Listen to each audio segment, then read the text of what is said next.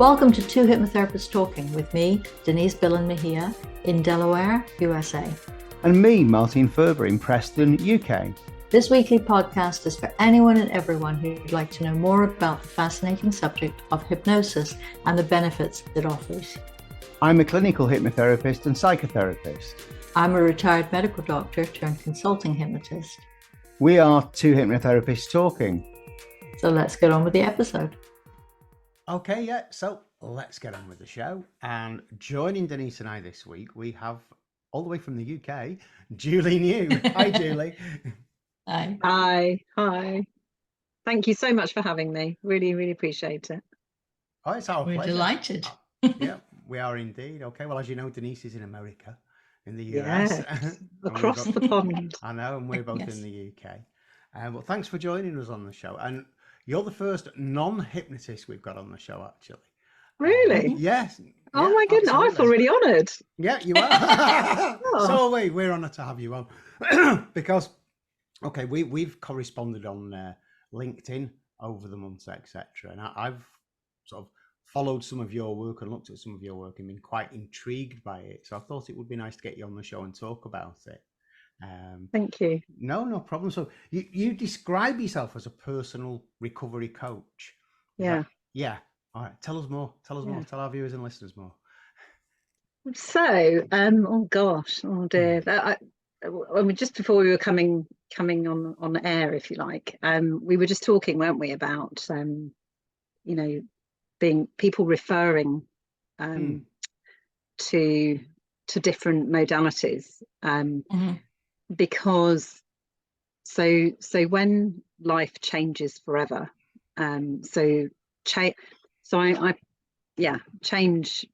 can take all sorts of different forms, can't it? And some change can be really positive, can't it? Really good, but still disruptive. It's not. Yeah, but I kind of think, I mean, you can change the channel on the radio, and you put your favorite channel, you put your favorite radio channel on, and that's quite nice, isn't it? But then with life change, I think you can have, so I particularly specialize in people who've been through difficult and sometimes traumatic life change. So that could be a divorce, it could be a separation, a bereavement, an illness, it could be anything that's caused somebody to, it's become, difficult and challenging life. And really what I do is I help people on that journey navigate the journey. So for example, I've got a lady whose husband died very suddenly in December. She was recommended to get in touch with me by somebody that knows me very well. And they've been married for 36 years. And then within 9 hours, he's gone.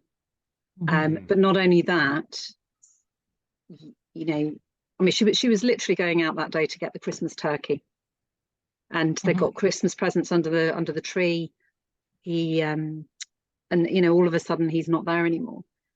How do you navigate that journey? She'd never had any, she used to sit on his knee, and and they worked together, they lived together, they breathed the same air together.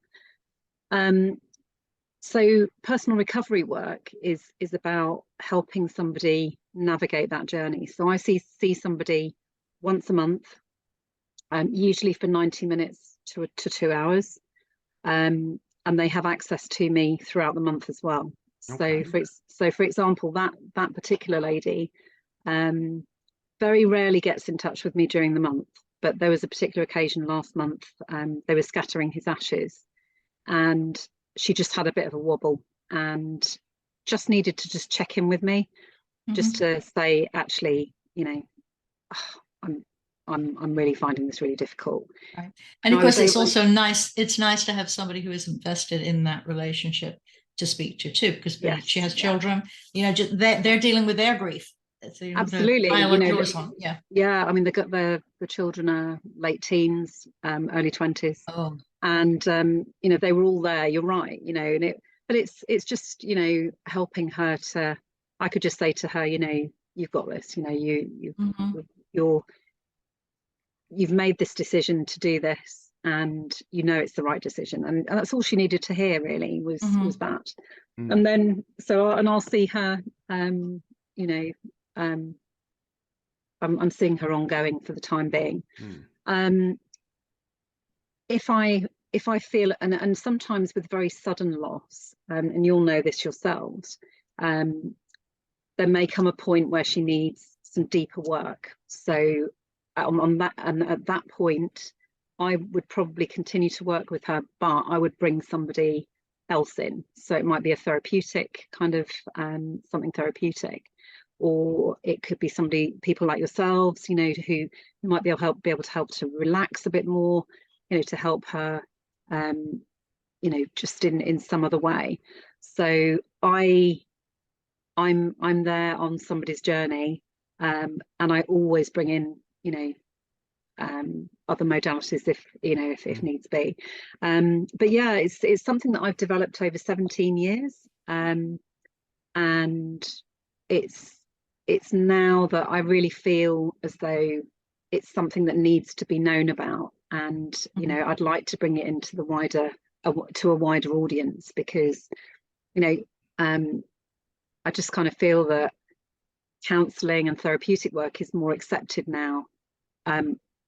Coaching, which is more positive, more solution focused, is less accepted, and I think less known about and understood. But on the other hand, it's nice that Britons are no longer being told routinely stiff upper lip. You do occasionally have a few other options offered to you when you feel that you need help. Absolutely. You've just sort of preempted my next question there, Julie, because you were saying about the solution-focused approach. And I was about to ask you, when you were talking about this particular client, deciding what she needs to do in the future, I was going to ask, is there a difference in coaching her, as in teasing her solutions out of herself? That's a sort of very similar way to how I do solution-focused hypnotherapy. Everything's about the client finding their own solutions to their own problems. It's a matter of getting them in there in the first place, so they can sort of clear their mind and identify from their own resources their solutions. So it's their plan, as it were. Yeah. I think for me, I guess I'm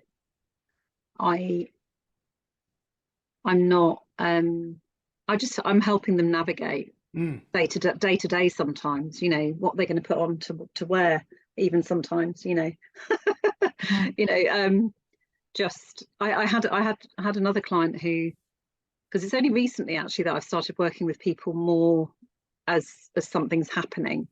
I used to take over the therapeutic journey, and I'm realizing now that actually there's a real it's very, very helpful to have somebody that's just helping you day to day and actually taking you to a point where. Right. How much of that do you think is needed because we no longer live so close to extended family members? If you think back, 50 years ago. No, I think that there is an element of that, definitely. Definitely, because I mean, I'll give you an example of my family situation dynamics now. I have two girls, and one of them lives 10 minutes away, and she's getting married actually next week, and the family that she's marrying into also they actually live closer to me than she does. So we're all, and we've got a grandbaby now, and I was listening to Gabor Mate. It was a podcast with Fern Cotton actually recently, and he says that a child can never have too much love. And it made me think about my grandson, who has so much love and so much, you know, we all have him for a day a week each. And, you know, you're absolutely right. You know, he has that, and my girls have access to me all the time. And yeah, there is that element of that. But also I think sometimes you need somebody separate to your family, because as you said, you know, you alluded to earlier, you know, sometimes you can all be part of the, you know, the you can all have that life change, Right, that massive right. life change. Yes, you may feel that the daughter may feel that she can't express her own grief because she has to be careful of her mother. There's so many. Yeah. And as a family, now, of course, we're talking about grief when we're speaking about death, which obviously is very obvious to people that they're going to be sad then. But there are so many other things, going through a divorce, as you had alluded to, but finding that you have a cancer journey to walk. Yeah. There are so many reasons. Anything which is going to change your life, there will be an element of grief. Yeah. I mean, there's some bittersweet stuff that most of us go through. You know, the children are leaving for kindergarten. Yeah. You know, you don't need too much therapy for that, but for a moment there, it doesn't feel very comfortable in a mishmashy way.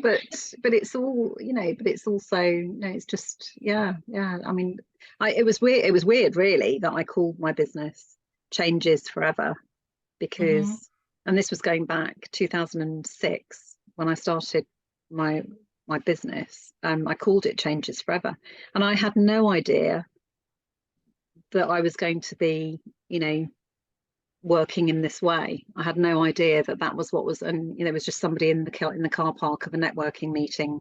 I was so excited. I'd got my business cards that I'd had handmade, and this lady came over to me, and she must have heard me say something that made her come over. And she was going through, she'd been through in a very abusive relationship, and she was going through a very nasty divorce. And she said, I just think you can help me. And that was how my work started, in this field, really. Yeah. All right. Well, I'll tell you what jumped out at me with your work, Julie, because as hypnotists, we deal in metaphor. Okay, as hypnotherapists, we deal in metaphor all the time. And of course, your book, Keep Watering You, and your whole way of presenting things to people is about watering yourself and growing. Well, obviously you will phrase it better than I will, your own garden of yourself, as it were. And quite frequently in hypnotherapy, we talk about things like the garden of the mind and all that kind of thing. So I totally get, when you feel a connection to somebody's work when you see it. Yeah. Yeah. When I saw your work, I just totally got it. And it sort of, to me, it's elements of hypnotherapy. And it is this is a thing again in the UK, getting it across to people that self-care is not self-indulgence. No. Self-care is essential. Can I show you? Plug my book. Self-care self-care is not a mani-pedi. Yeah. Say that again, Denise. Self-care is not a mani-pedi. It's not getting your hair done. It's not, I mean, yes, those are nice things. Those are nice additional things, but real self-care is not that. No. Yeah, Denise wrote a book with 8 other doctors last year. Oh my goodness, I'm going to have to get. Very literal. Yeah, no, never say. I had somebody say to me, because I always used to say my books are little books, and so I had somebody say to me once, don't ever belittle your work. And I thought, absolutely. I'm not belittling the other 8 people. I know. I'd really like to get a hold of a copy of that. That's yeah. No, it's so important. In fact, available on Amazon. Very good. All proceeds going to Medicine Sans Frontières. Oh, amazing work. Amazing. So, okay, that wasn't supposed to be an ad for us. What? We're here to talk about you, Julie. when did you start writing? Did your first book precede your coaching work, or did the book grow out of your coaching work? It grew out of the coaching. I always knew from when I was about 11 that one day I would write a book, and I remember sharing that with Mrs. Lowe, who was my teacher, my English teacher, and she laughed at me.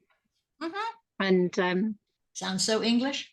Yeah, so she laughed at me, and so I kind of put that on hold, and I was like, oh, I'm never gonna do that. But I always had it in my mind that one day I would do that, and because I think we all have, we're creative people. We all have a specific kind of creativity, and mine happens to be writing. But everybody has some creativity. Yeah.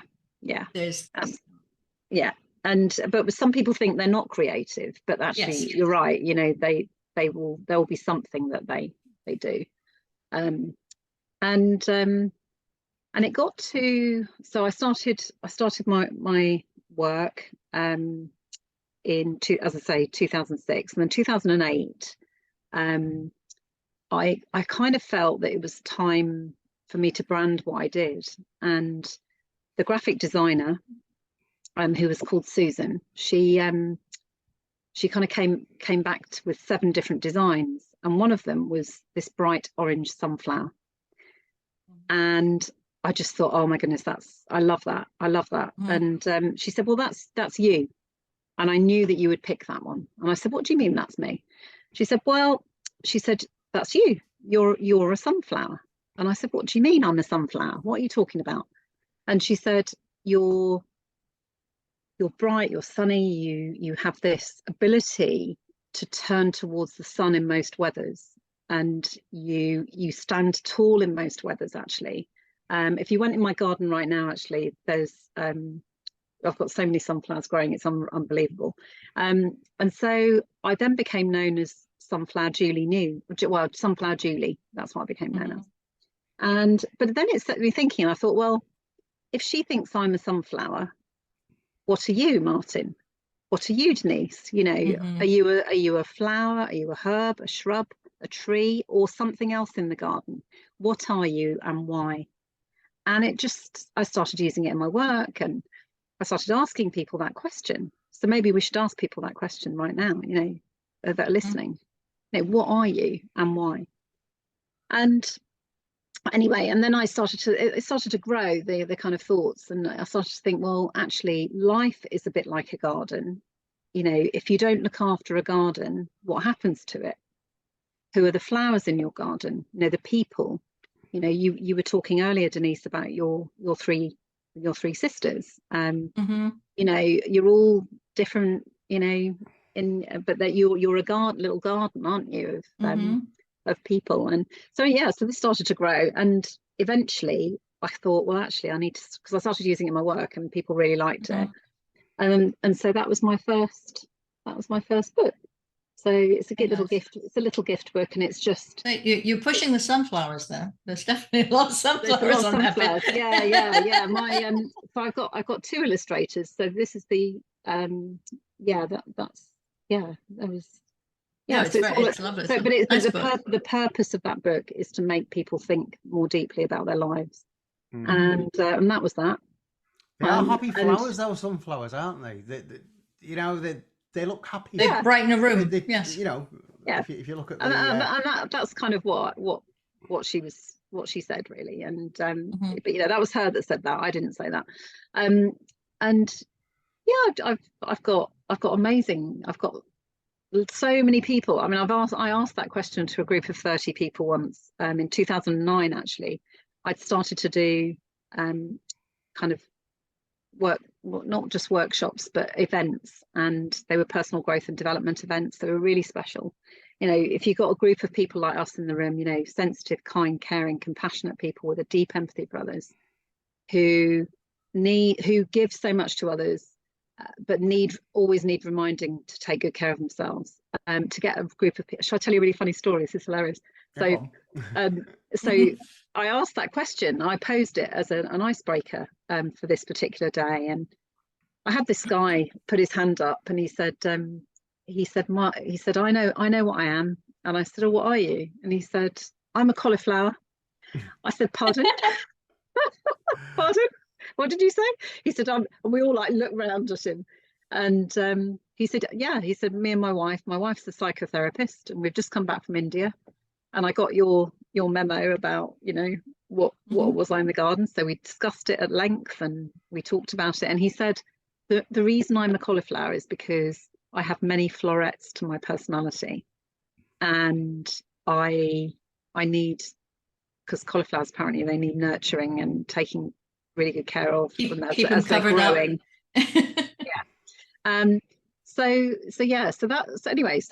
That's essentially how that came about. And then the year it came out, do you want me to tell you about that? the year Yes. it came Yeah, out? please do. If we decide we don't like it, we'll take it out. Okay. Yeah, cool. So I had, what possessed me? I mean, for goodness sake, what possessed me? I ordered 1,500 copies. I was so excited, really. That was the thing. Of course. I had 1,500 copies of this book. So they were like pile of books that arrived and what have you.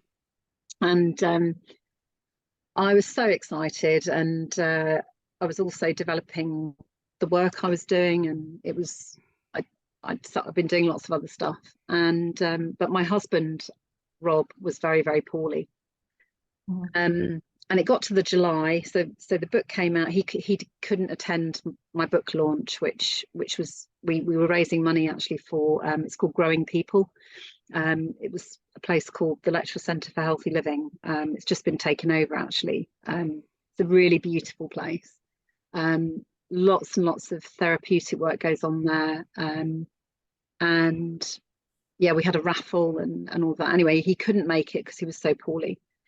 He'd been poorly for about 3 years at that point, 3.5 years. And in the July, I had to make a huge decision because he went into hospital, which turned out to be for the last time. At the time, I still had hope, and I still hoped that he would, he would recover. But that wasn't to be. But he was in for 5 months, and I shut my company, I shut the business, I made it dormant, and I also turned my back on the books. But what actually happened was I started to ask, how many books do I need to take out with me today? So I'd be going to the hospital, and I'd be thinking, how many books do I need to take? And I'd always get a number in my head, and invariably I would meet that number of people that needed to hear its messages and needed to so anyway, Rob passed away in my arms 5 months later, and I've been with him every day. I'd used to go home in the afternoons, and I'd have a bit of rest. And what possessed us, we'd got a new dog who was a mad cockapoo called Ben, who used to get me out the front door. And I eventually had to leave my work behind for a while, because you literally can't give, can you, what you don't have? And yeah, I knew I had to take time out. Yeah. And Self-care. On a quite a deep level there. And as 2016, I made a decision that I felt ready. I started to get calls for me to coach again and what have you. And the funny bit here is I then woke up one morning and I thought, oh, I can't keep giving away copies of my book, because that's not really good business sense, is it? And by that point, I'd gifted about 800 copies of that book. But I kind of, even now, I kind of think to myself, actually, that man on the train that was homeless and was, coming towards us and talking about his story, I knew that this was going to help him in some way. He might have, who knows, he might have sold it, he might have got some money for it, he might have. Yeah, but you don't know, but it would have helped. No, yeah. But there was a couple at the Paralympic Games who they were on the train with me, and I know through somebody, her best friend actually saw me speak, and she came over to me, and she didn't know this at the time, but there was a very tenuous link between her friend and her, and she became a client of mine, and then her friend realized that actually I was that person on the train who'd given her a copy of this book. And I think in life you never know, do you, who you make a difference to, and who, but it's fundamentally, for me, it's about recognizing, what people need, and ensuring that they get that. Anyway, I couldn't keep giving copies of my book, and my second book, I made a pledge that I was not going to give any copies away. No, because that was, and so I had a postcard made, which I think Martin, you might have seen a post. Okay, yeah. So this is page 91 of my book, and it's the most important message, which is to keep watering you. So yeah, so I've given 2,000 of those away so far. Oh, yeah. Yeah, a little less overhead. yeah, but you know, still giving a message, and still you know, I can write a nice message on it that I get, you know, I feel, you know, a message that somebody might need to hear. So yeah, so that was that. And then my second book started to kind of get the idea for it, because not only have we lost Rob, my girl's stepdad, they had also lost their dad 3 years before that, almost 4 years before that, very suddenly. And so we as a family had a huge amount of grief. We've been on what I call, in fact, it only changed its name. So this particular book is specifically for people who have lost a loved one. And as Denise, she said earlier, you know, there are, you know, lots of situations in life where we have loss and we have change, and it causes grief. But this is specifically for people who've lost a loved one. So I'm really, really proud of this one. I'm proud of my first one, but I'm really proud of this one, because I kind of feel it's such a short little read, and people don't need a great long. I remember buying a book when I was going when I lost Rob. Yeah. You don't want a treatise on it. You want help when you're in it. Yeah, you do. I mean, you don't want War and Peace, do you? Right. You know, and you can't concentrate. You know, I was in deep grief when Rob died, and yeah, it's and actually one of my the client, well, not the client that I just mentioned earlier, but another client that I had, she said to me quite recently, actually, she turned around to me and she said, Julie, never underestimate the power of your lived experience, because with the work I do occasionally I'll bring in a story, or I'll bring in, you know, something, and they, you know, they kind of, yeah, it kind of helps. Oh, you get it. Yeah. Being heard and being understood is really important in that work, I think. Yeah. And really, for any interaction with a human, it's nice that they feel understood, but it's really important that they don't feel they have to explain, why do you feel sad? This happened last week. You know, you should be able to assume that you've got common ground. Yeah, but that isn't why I went into the work I do at all. Not at all. No. And people, because a lot of people think that our story and our journey was the reason for me doing the work I do, but that's not the case at all.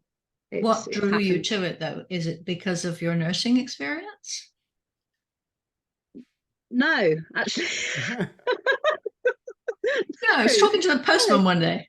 No. What happened was I'd had coaching, and it was my coach that said to me one day, Julie, have you ever thought about becoming a coach? And I genuinely, I got to the top. I got to the top grade in nursing. I was on track to, you know, to carry on, and I would still be a nurse today had she not asked me that question. But it made me think, actually, because I think that's what coaching does, and you know, same with the work that you do as well. You know, it's, if you ask a good question that makes people think more deeply about their lives, then, you know, and that's what she did with me. She just asked me that question, and I thought, well, actually, I've always done that throughout the whole of my life. I've always asked good questions, and I've always cared about people and their journey. And I, you know, with my teams at work, I always, you know, it was always really important to me that people were happy and they were, you know, living their best lives. And so that it just never left me, that question. And in the end, yeah, I put my 2 girls into one room, rented 2 rooms out of my house because I was on my own with them. And I did my training, and that's how it started. It wasn't because I had been through a divorce, but that wasn't the reason I became a coach. Do you think, I mean, obviously you've got a medical background as a nurse, Denise has got a medical background.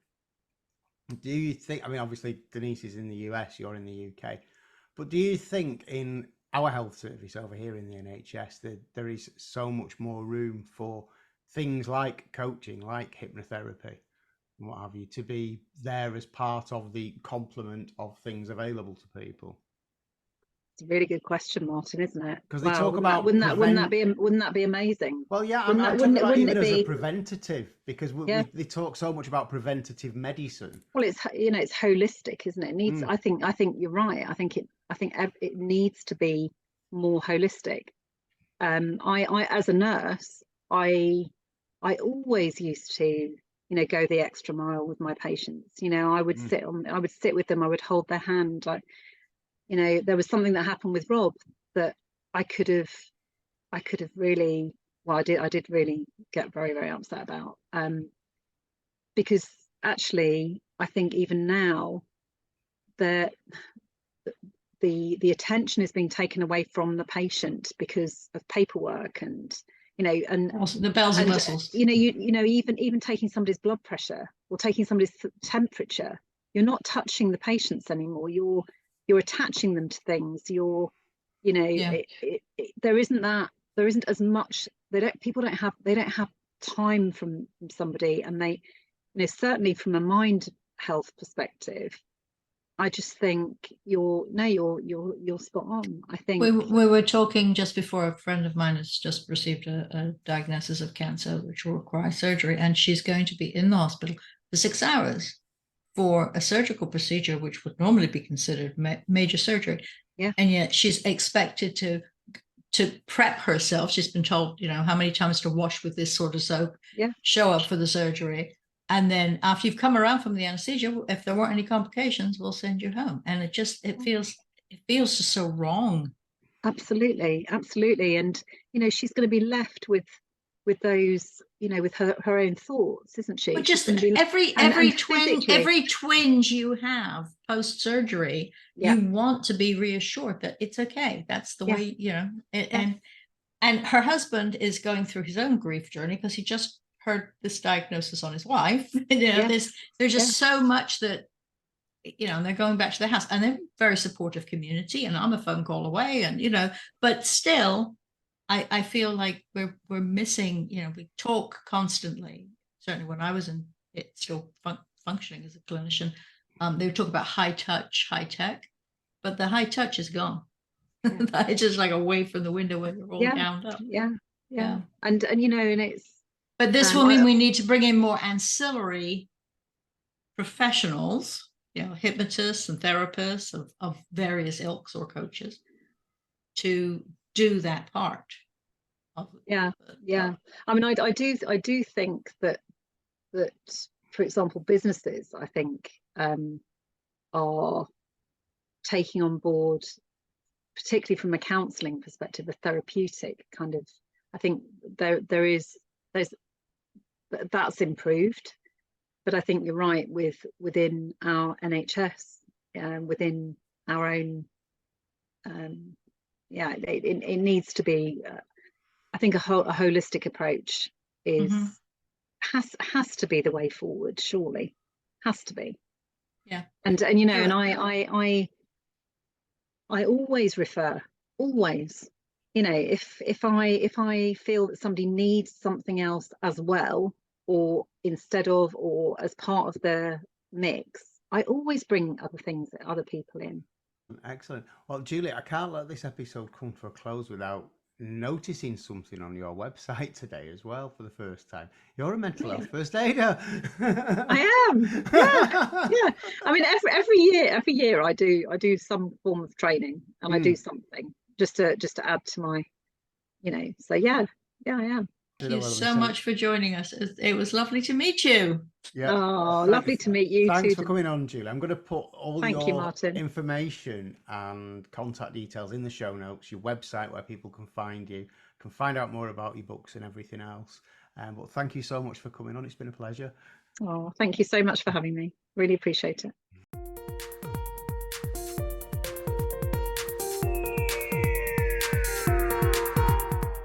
We hope you've enjoyed listening. Please remember, this podcast is designed to give you an insight into therapeutic hypnosis and is for educational purposes only. So remember, consult with your own healthcare professional if you think something you've heard may apply to you or a loved one. If you found this episode useful, you can apply for free continuing professional development or CME credits using the link provided in the show notes. Feel free to contact either of us through the links in the show notes. Join us again next week.